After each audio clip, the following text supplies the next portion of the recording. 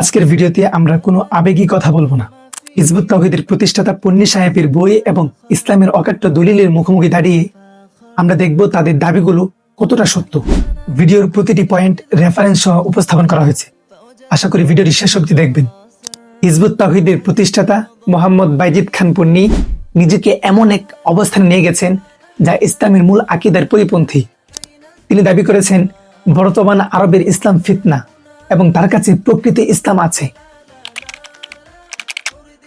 পন্নী সাহেবের লেখা ইয়াহিয়া সুন্নাহ বইয়ের ভূমিকা ও বিভিন্ন স্থানে তিনি বর্তমান মুসলিম উম্মাহকে মুশরিক বলে আখ্যায়িত করেছেন। পবিত্র কুরআনে আল্লাহ বলেন, আজ আমি তোমাদের জন্য তোমাদের দ্বীনকে পূর্ণাঙ্গ করে দিলাম। সূরা মায়েদা আয়াত 3। সুতরাং নতুন করে কেউ এসে দ্বীন সংস্কারের নামে মূল কাঠামো বদলানোর অধিকার রাখে না। মুসলমানরা খালি নামাজ নামাজ নামাজ, আরে ভাই নামাজ দিয়ে আল্লাহর কি কাজ? হিজবুত তাওহীদ ইবাদতের চেয়ে তাদের উদ্ভাবিত জিহাদ বা সংগ্রামকে বড় করে দেখায়।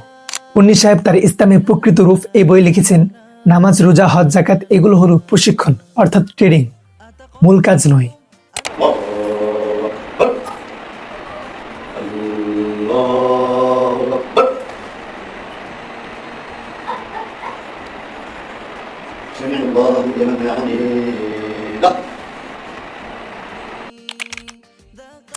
পন্নী সাহেবের মতে এই প্রশিক্ষণ নিয়ে যুদ্ধ করাই আসল কাজ। সূত্র ইয়াহিয়া সুন্নাহ। রাসূল সাল্লাল্লাহু আলাইহি ওয়াসাল্লাম বলেছেন, ইসলামের স্তম্ভ 5টি। 1, আল্লাহ ছাড়া কোনো ইলাহ নেই এবং মুহাম্মদ সাল্লাল্লাহু আলাইহি ওয়াসাল্লাম আল্লাহর রাসূল, এই সাক্ষ্য দেওয়া। 2, নামাজ কায়েম করা। 3, যাকাত প্রদান করা। 4, হজ করা এবং 5, রমজানের রোজা রাখা। মিশকাতুল মাসাবিহ, মিশকাত, হাদিস নং 8। এখানে কোনোটিকে ছোট করে দেখার কোনো সুযোগ নেই। হিজবুত তাওহীদ পর্দার বিধানকে অস্বীকার করে এবং নারীদের জনসম্মুখে ইমামতি বা নেতৃত্বের প্রচার করে। তাদের দাবি, তারা মনে করে প্রচলিত পর্দা প্রথা ইসলামের অংশ নয়।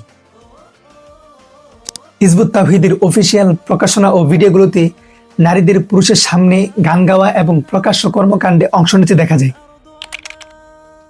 পবিত্র কুরআনে আল্লাহ বলেন, হে নবী, আপনি আপনার স্ত্রীদের, কন্যাদের ও মুমিন নারীদের বলেন তারা যেন তাদের চাদরের অংশ নিজেদের উপর টেনে দেয়। সূরা আহজাব আয়াত 59।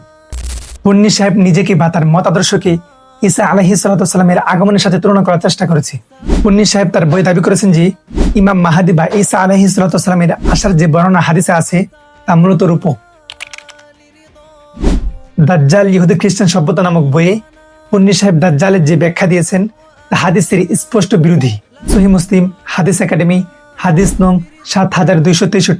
এই হাদিসে দাজ্জালের শারীরিক বৈশিষ্ট্য এবং ঈসা আলাইহিস সালামের সরাসরি অবতরণের কথা বলা হয়েছে, যা কোনোভাবে রূপক নয়। প্রিয় অডিয়েন্স, ইসলাম কোনো ব্যক্তির মন গড়া ব্যাখ্যায় চলে না। হিজবুত তাওহীদের দাওয়াত মূলত ইসলামের মৌলিক স্তম্ভগুলোকে তুচ্ছ করার একটি প্রক্রিয়া। আমরা তাদের ইমাম পন্নী সাহেবের বই থেকেই প্রমাণ পেলাম যে তারা ইসলামের সুপ্রতিষ্ঠিত বিধানগুলোকে বিকৃত করছে। সত্য আপনার সামনে, সিদ্ধান্ত আপনার। So the decision is yours, the choice is yours.